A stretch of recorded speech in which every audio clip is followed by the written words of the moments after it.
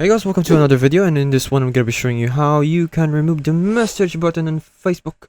And what that means is this one, you go to your profile, you click on the triple button, you go to BOS, and as you can see is this message. Let's make this very simple for everyone. You cannot remove the message button, but you can remove the feature that people can message you.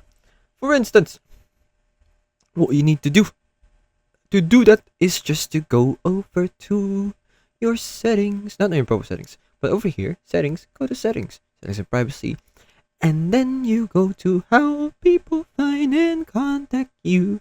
As you can see here, how you get message requests, and this is not all messages are requests.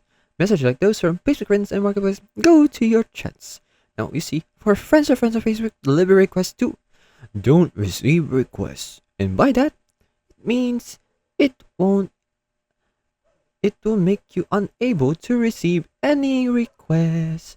You can do the same for everything, and it's that simple. You won't be receiving any message requests anymore. And what happens is that when a person tries to send you a message, it won't be able to send as well.